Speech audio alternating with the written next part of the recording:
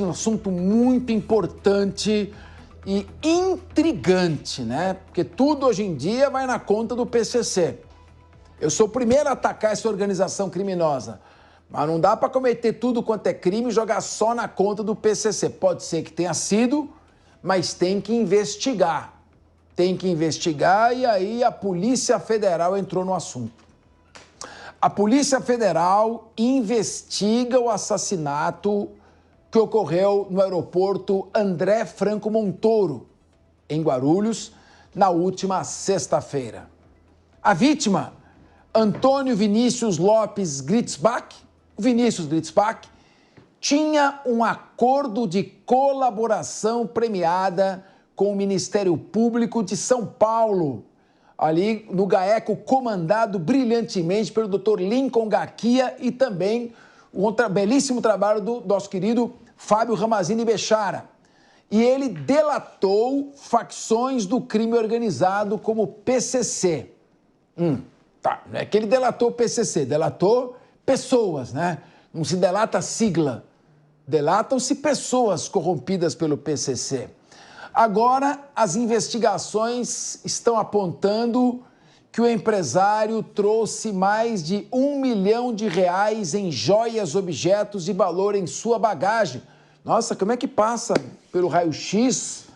Que loucura, que intrigante.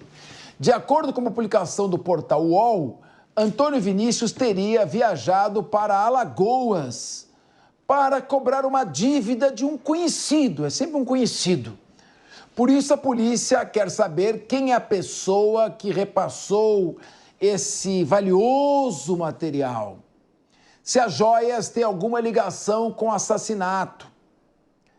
Querida professora, experiente professora e experiente procuradora de justiça, brilhante promotora e hoje procuradora que combateu durante muitos anos o crime organizado, hoje ela está no último degrau da longa carreira do Ministério Público de São Paulo, doutora Eliana Passarelli. Eu não costumo ver no Brasil muita queima de arquivo, pelo menos em São Paulo, eu não lembro muito de queima de arquivo. Lembro do escândalo da mandioca, que um procurador da República foi assassinado nos anos 80. Lembro também do caso Baumgarten, no Rio de Janeiro, envolvendo ali setores obscuros das Forças Armadas, na época, claro, sempre fazendo essa ressalva. Mas é estranho esse tipo de... Se ele já tinha feito a colaboração premiada, se ele já tinha entregue alguém, a não ser que ele fosse entregar mais alguém. Mas depois que você delata, é difícil ter vingança. Você mata para ele não delatar. Depois que delatou, cria até uma suspeita.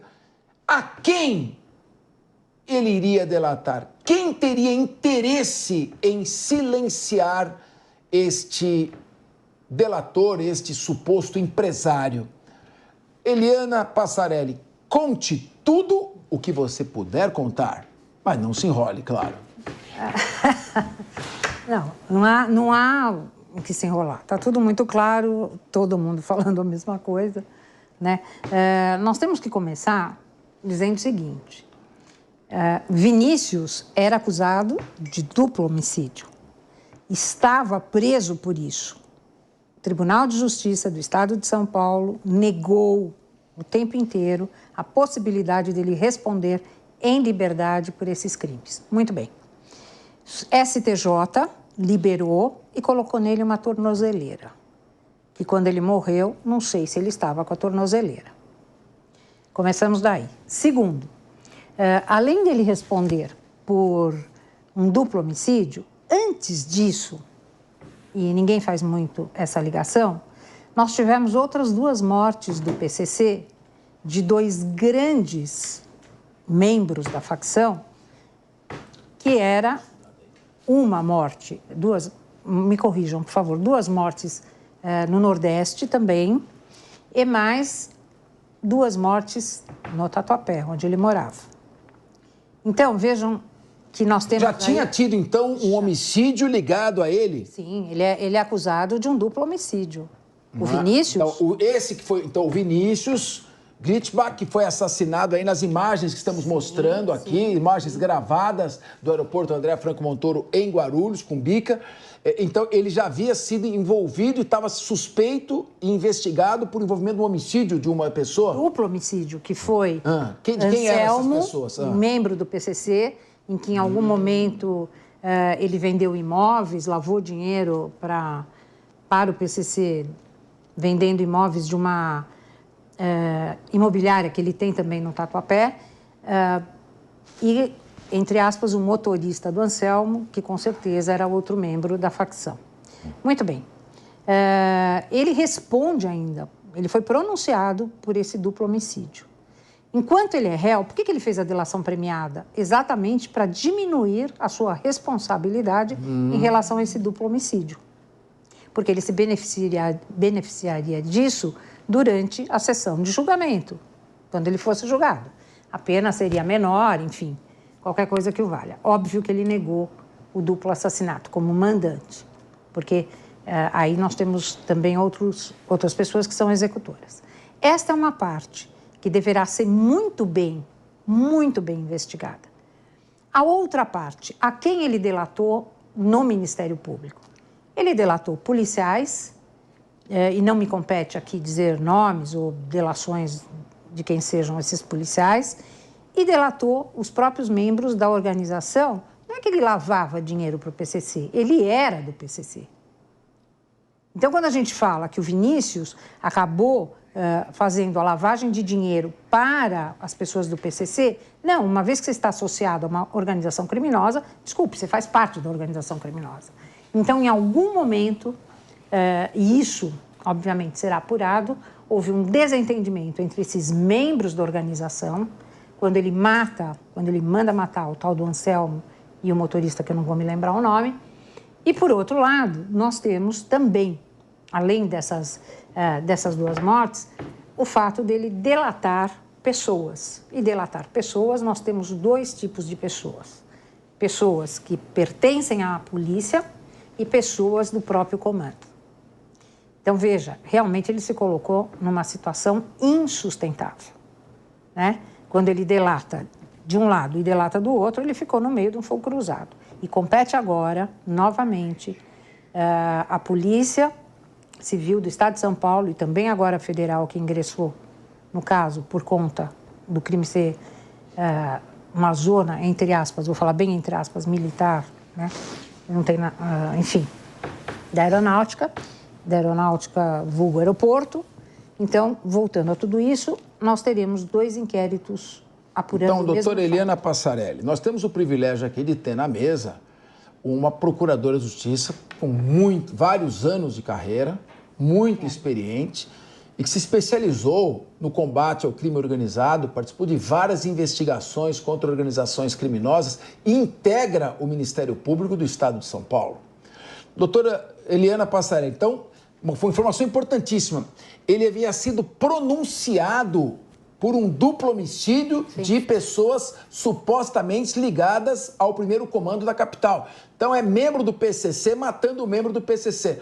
Só para o telespectador ter uma ideia, a pronúncia significa o seguinte: o juiz reconhece que foram produzidas provas suficientes do envolvimento que merecem ser debatidas perante os jurados. E ele havia feito essa delação. Então, quem que ele já havia delatado, se é que já existe essa informação que está disponível, o que pode ser dito, evidentemente. Aquilo que não pode ser dito, eu até peço para que Vossa Excelência não o faça. Mas o que pode ser dito? Quem que já havia sido delatado? Bom, ele delatou policiais, né? Ele delatou policiais civis, era, entre aspas, guardado, né? Digamos assim, tinha lá sua escolta armada da Polícia Militar e também, por uma outra coincidência que vai, obviamente, ser investigada, 3 desses policiais militares, 3 destas pessoas que faziam a sua escolta, acabaram ficando para trás num posto de gasolina, enquanto, veja, nós estamos falando de 4 policiais, 3 ficam parados, enquanto um só, com 2 crianças, né, chegam ao aeroporto para buscá-lo. Tudo isso vai ser objeto de apuração. Parece que os policiais foram afastados, já os que integravam a segurança? Já estão afastados. Quer dizer, tinham 4 que faziam a segurança. Sim. 3 que aconteceu? Deu problema no carro? Deu problema. Eles estavam numa escolta de 2 carros. Aí tiveram um problema num dos carros. Olha que coisa interessante. 3 dos seguranças permanecem no posto de gasolina. Um segurança vai com 2 crianças buscá-lo no aeroporto. Não precisa ser mágico, né? Agora, Eliana, esse é um crime, a princípio, um crime de homicídio, um crime de competência da justiça comum. Sim. Para que cabe ao Ministério Público Estadual fazer a investigação. Muitas vezes o MP estadual se serve da Polícia Federal ou da Polícia Rodoviária Federal para fazer esta investigação. Mas nós temos aqui departamentos de excelência na Polícia Civil de São Paulo. O Departamento de Homicídio e Proteção à Pessoa é premiado, reconhecido mundialmente. O que teria levado a Polícia Federal para entrar nesta investigação? Eu tenho plena confiança no delegado-geral de polícia, conheço há muitos anos o doutor Arthur de Jean, que foi do Garra, excelente delegado operacional, você também conhece. Total confiança, pessoa da mais alta seriedade. O que teria levado a Polícia Federal a entrar numa investigação como essa? Parece estar tendo contornos de organização transnacional, de um crime que possa ter alguns aspectos interestaduais e talvez até transnacionais? Interestadual, com certeza, né? Porque agora ele retorna e com a namorada carregando numa maleta mais de 1 milhão em joias, porque ele foi cobrar uma dívida interestadual. Eu acho que aí já faz com que a Polícia Federal se coloque à disposição. De outro lado, é pelo fato do crime ter acontecido no Aeroporto Internacional de Guarulhos. Tá bom. É o local do fato, né?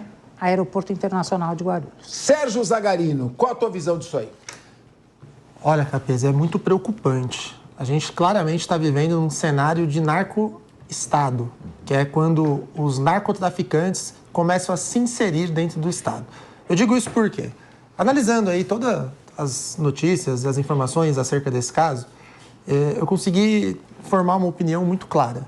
Desde 2016, quando o PCC, que é a principal facção criminosa que atua aqui no estado de São Paulo, conseguiu tomar ali o caminho da rota do tráfico internacional de drogas, eles começaram a ganhar muito dinheiro.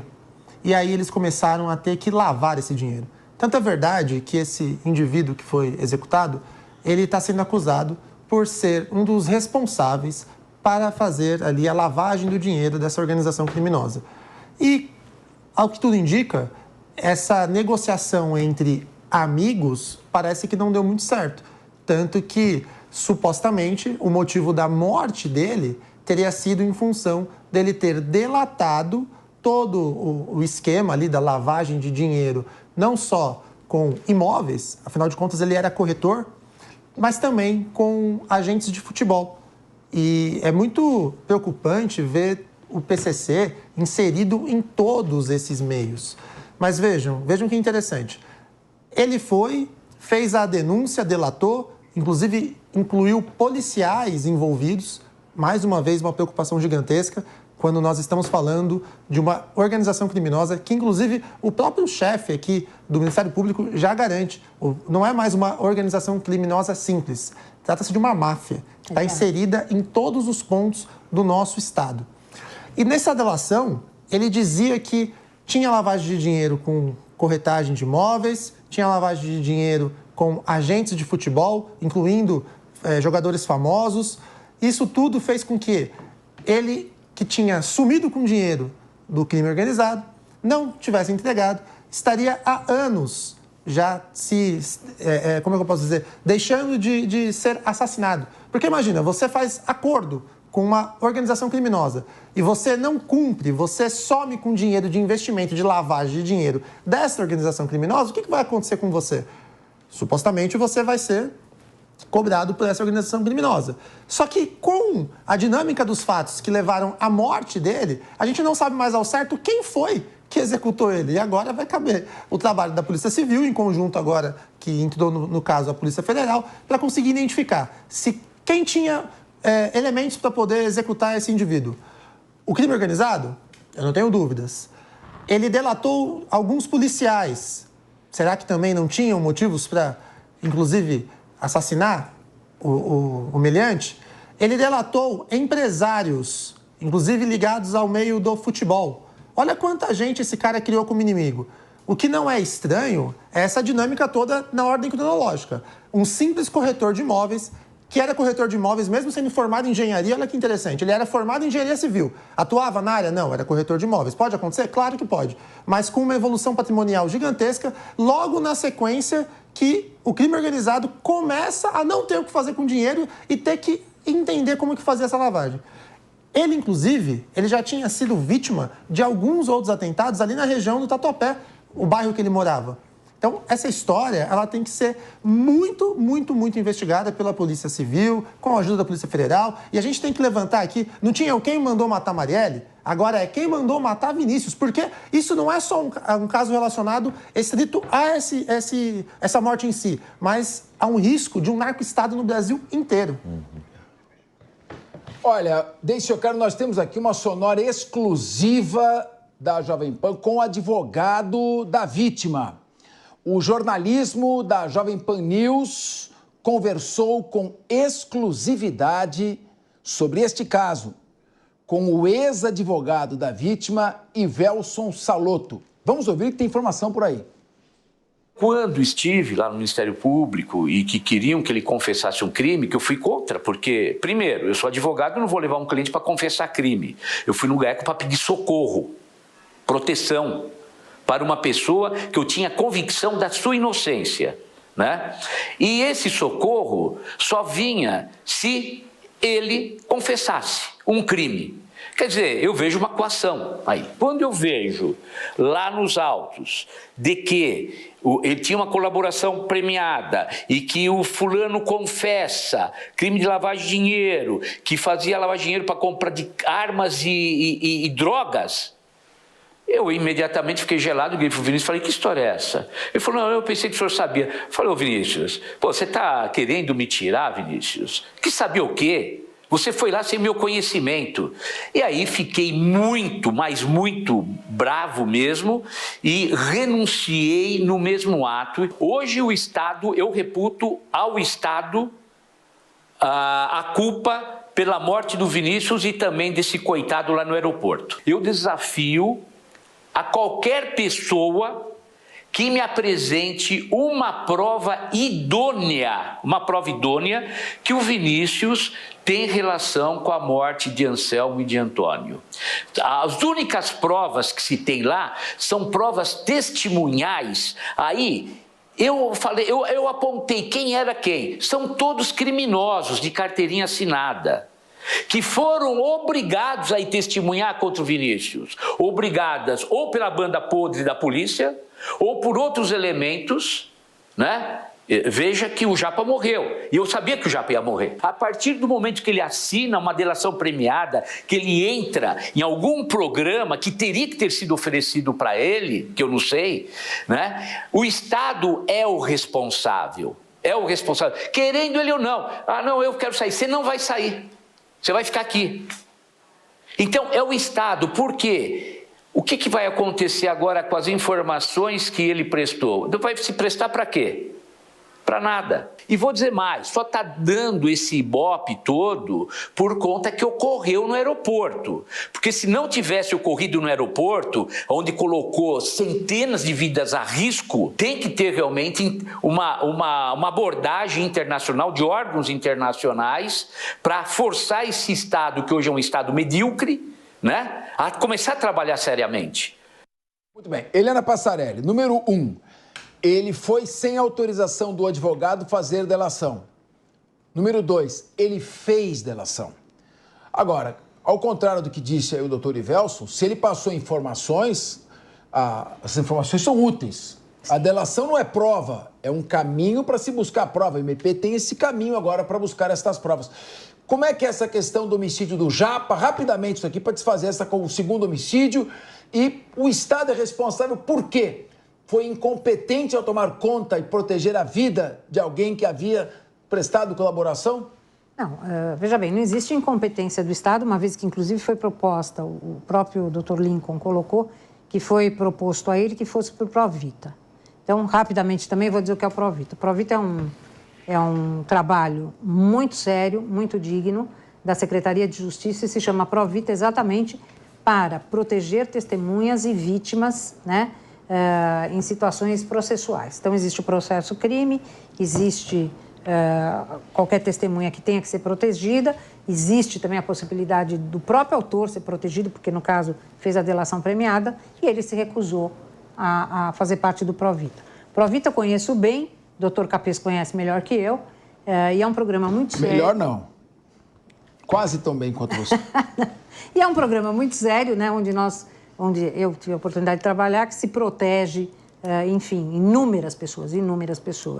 Um programa, assim, que merece todo o nosso respeito. E é um programa mundial, diga-se de passagem. Por outro lado, o STJ coloca na rua o quê? Um indivíduo que está acusado por um homicídio, que é um crime hediondo. Por um homicídio não, por 2. O Japa, e que o doutor se refere antes, é um indivíduo que morreu antes dele por ter mandado matar Gg do Mangue, ter mandado matar outro indivíduo, que eu não vou me lembrar o nome da alcunha, desculpem, mas tem que ser por alcunha, lá em Fortaleza. Então, nós estamos falando de uma cadeia criminosa, de uma cadeia de delitos que vem ocorrendo, né? E não vai parar por aqui. Pelo que nós estamos vendo, ainda estarão outros mortos, porque nós estamos falando de uma máfia. E como ele disse, ou é uma máfia, a banda podre, ou é uma máfia do próprio crime organizado.